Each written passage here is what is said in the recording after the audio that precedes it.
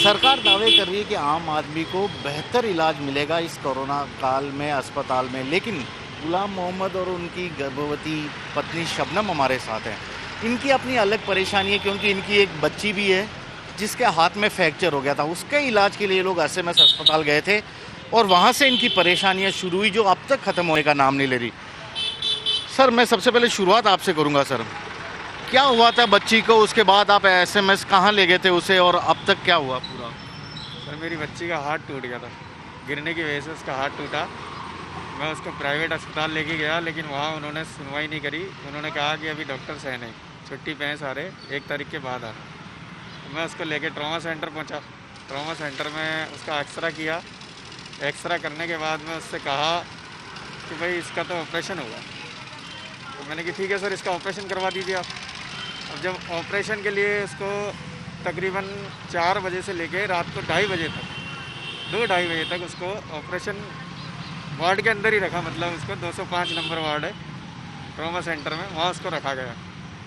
तो रात के 2 बजे उसकी जांचें वगैरह ली। पहले तो हमसे कहा कोरोना की भी जांच की बात की थी। पहले तो उसकी जांचें वगैरह, बोले जांचें लेंगे इसकी, उसके बाद में इसका इलाज चालू करेंगे। तो उससे पहले उसको एक खाली उसको कच्चा प्लास्टर उसके हाथ पे बांध दिया और उसको वार्ड पे लेटा दिया और उसको दर्द की कोई टैबलेट वगैरह दे दी, जिसकी वजह से वो इंजेक्शन लगाया था एक बच्ची के, तो वो दर्द से लेटी रही। लेकिन थोड़ी देर बाद में उसके वापस से दर्द चालू हो गया हाथ में। तो 2:30 बजे करीब मैंने उनसे कहा कि मेरे डॉक्टर साहब, मेरी बच्ची का जो है कुछ दवाई वगैरह दो इसको ताकि इसका दर्द कम हो। तो बोला सुबह डॉक्टर आएंगे, फिर उनसे कहेंगे तो वो आपको देखेंगे। वार्ड बॉय इस चीज़ को सुनता ही नहीं है, वार्ड बॉय देखता ही नहीं है। जो उस वार्ड के अंदर रहता है, जो भी एक लेडीज़ थी सिस्टर, वो उसको देखती नहीं। बोले जो डॉक्टर आएगा तुम्हारा वही इसको देखेगा। डॉक्टर्स और भी आते थे उसके अंदर, लेकिन वो नहीं देखते थे। तो खाली पर्सनली जो बच्ची को देखने कोई डॉक्टर आता होगा, जो वो आता था। तो वो सुबह 8 बजे आया, उसने जो है जाँचें वगैरह, रात को आ गया था वो, लेकिन उसने जाँचें लिखी 10 बजे करीब। तो 2 बजे करीब कोरोना की उसकी जाँच हुई। तो कोरोना की जाँच होने के बाद में 24 घंटे के अंदर मिलती है, मुझसे कहा गया। बोले कल शाम को 4 बजे आना और जाँच लेके जाना। मेरी बच्ची उसी टाइम बोर्ड पे पड़ी रही और उसके बाद में जब मैं उसकी जांच लेके आया तो जांच मेरे को मिली करीबन 8-9 बजे। तो मेरे पास उस टाइम पे कोई इन्फॉर्मेशन नहीं, क्योंकि मैं पढ़ा लिखा तो हूँ नहीं। जब मैं उसको देख लूँ जांच को, डॉक्टर्स को दिखाई, तो नर्स को दिखाई मैंने, तो बोले डॉक्टर को दिखाना। ये ठीक है मैडम। जब वार्ड बॉय को दिखाई तो वार्ड बॉय भी कहता है डॉक्टर को दिखाना, डॉक्टर आएंगे आपके, उनको दिखाना। तो डॉक्टर आए नहीं, उनको हम जाँच हमारी दिखा नहीं पाए। सुबह उसको एसएमएस के धनवंतरी अस्पताल वार्ड नंबर 56 में लेके गए, 56 के अंदर। वहाँ ले जाने के बाद में उससे पूछा गया कि भाई इसकी कोई जांचें वगैरह। तो मैंने सर जांचें वगैरह देख लो आप। बोले ठीक है, आप अपने पास रखो। हाथ भी नहीं लगाते, जांच को भी हाथ नहीं लगाते, बच्ची को भी हाथ नहीं लगाते। बोले अपने पास रखो। तो मैंने कहा सर इसका ऑपरेशन के लिए बोला डॉक्टर ने। तो बोला हम अगर वैसे ही करके देखेंगे, अगर वैसे हो गया तो ठीक है, नहीं तो फिर इसका ऑपरेशन करेंगे। तो ठीक है सर। अब जो है उसका लेके उसको जब वार्ड में लेके अंदर गए तो मेरे पास एक कॉल आया, बोला आपकी बच्ची पॉजिटिव है। तो मैंने जाके डॉक्टर्स को रोका। मैंने कहा डॉक्टर साहब मेरी बच्ची पॉजिटिव है। जो उस वक्त तो उन्होंने मेरी बच्ची का हाथ पकड़ रखा था, लेकिन जिस वक्त मैंने उनसे कहा पॉजिटिव है, उन्होंने हाथ छोड़ दिया और हमें वार्ड से बाहर निकाल दिया। बोले आप बाहर निकल जाओ यहाँ से और इनको वहीं छोड़ के आओ, वार्ड नंबर 205 के अंदर। हम 205 में गए। अब अगर मैं चाहता तो मैं उनसे डॉक्टर्स को नहीं कहता ये बात कि अगर ये चाहता कि भाई मेरी बच्ची का इलाज हो जाए, तो मैं डॉक्टर को नहीं बताता। ईमानदारी आपने उस वक्त दिखाई। मेरी इंसानियत के मैंने उन डॉक्टर से कहा कि भाई मेरी बच्ची पॉजिटिव है, आप इसको हाथ मत लगाओ। तो उन्होंने क्या कहा कि इसको ले जाके वार्ड में पटक दो 205 में और इसको वहाँ भेजेंगे प्रताप नगर। मतलब उस टाइम उन्होंने कोई जवाब नहीं दिया।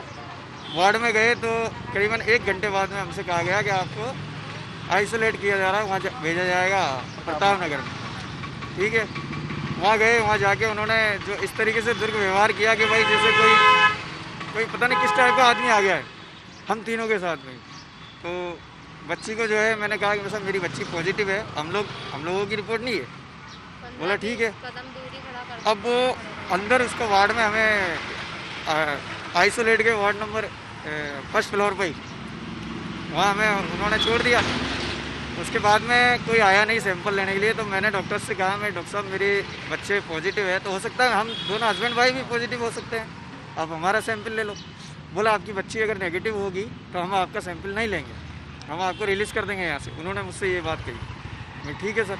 5 तारीख को जब मेरी बच्ची की रिपोर्ट आई, 5 तारीख को उन्होंने सैंपल लिया, 6 तारीख को जब उस बच्ची की रिपोर्ट नेगेटिव आई तो मुझे बता नहीं रहे। मैंने उनसे पूछा रिक्वेस्ट करके, तो बोला आपकी बच्ची नेगेटिव है। तो जब बच्ची नेगेटिव है तो मैंने उनसे कहा सर हमें रिलीज़ कर दो, हम बच्चे का ऑपरेशन करवाएंगे क्योंकि हमें इसके हाथ की ज़्यादा टेंशन है। तो बोला नहीं, अब आपकी जांच होएगी। अगर वो जांच करते तो हमारी उसी दिन कर लेते। 5 दिन तक हमें वहाँ क्वारंटाइन के अंदर क्यों रखा गया? अगर चलो क्वारंटाइन के अंदर रखा गया, गलती से वहाँ कोई पॉजिटिव बंदा होता, हम भी पॉजिटिव हो सकते थे, हमारी बच्ची के साथ हम भी पॉजिटिव हो सकते थे, लेकिन ऊपर वाले का शुक्र है कि उसने हमें पॉजिटिव नहीं करा। शबनम जी, एक चीज़ है, आप अपनी बच्ची के साथ ही लगातार अस्पताल तक भी लगे, उसके हाथ के इलाज के लिए लगे थे। जब आप लोगों ने बोला कि बच्ची की अगर आपने कोरोना टेस्ट किया वो पॉजिटिव है, ये तो हमारी भी जांच कर लो, क्या आप लोगों ने बोला था ये? हमने बोला था कि आप लोग हमारी भी कर लो, तो डॉक्टर साहब ने कहा अगर आपकी बच्ची नेगेटिव पॉजिटिव आती है तो आपकी जांच होगी, और नेगेटिव आती है तो आप लोगों की कोई दिक्कत ही नहीं है, आप लोगों को रिलीज़ कर देंगे। तो वो तो पॉजिटिव आई थी, उसके बाद वो एसएमएस में पॉजिटिव आई थी। फिर जब आप प्रताप नगर के अंदर हमने जब उसकी जांच करवाई तो वहाँ पे बिल्कुल नॉर्मल नेगेटिव आई, और वो एसएमएस में भी पॉजिटिव, पता नहीं किस वजह से ही हो सकता है, उसमें था संक्रमण या फिर उससे बुखार था, हाथ टूट गया, इस वजह से उसे तेज़ बुखार था बहुत। तो उस बुखार में रात के 2:30 बजे उसका सैंपल लिया गया।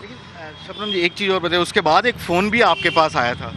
कौन सा? उस फ़ोन में ये कहा गया था, आपके लिए कहा गया था कि आप भी पॉजिटिव आ गई हैं, अपना कराइए, इस तरह का। डायरेक्ट वार्ड के अंदर आकर के शबनम नाम की कोई है यहाँ, मैंने कहा हाँ मैम मैं हूँ, तो ये कि आप बाहर निकलो यहाँ से। मैं क्यों मैम, क्या बात हुई? कि आप पॉजिटिव हो, आप जल्दी चलो, आपको ऊपर पॉजिटिव के साथ डाल दिया जाएगा आप लोगों को।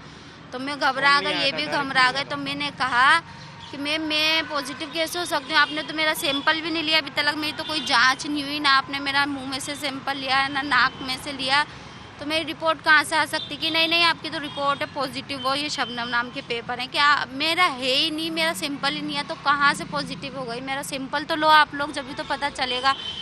कि ऊपर चलो, ऊपर हो जाएगा सैंपल वो, और ऊपर देख लेंगे। जब फिर मेरे हस्बैंड थोड़ा गर्म हुए, मैं आपसे पूछ रहा हूँ, इस वक्त पूछ रहा हूँ, ये गफलत फिर कैसे दूर हुई? क्योंकि इनको तो पकड़ के ले जा रहे थे ज़बरदस्ती, क्योंकि इनका नाम शबनम था। मैं इन्हीं के साथ जा रहा था, तो मैंने उनसे पूछा, वार्ड बॉय से, जो वहाँ की जो वार्ड बॉय थी, मैंने कि मैम अगर ये पॉजिटिव है तो पहली बात तो आपने इसका सैंपल लिया नहीं, ना मेरा सैंपल लिया, और यहाँ तक कि मेरे बच्चे का सैंपल लिया, तो आप मेरे बच्चे की जांच मुझे बताओ, मेरी वाइफ का मत बताओ।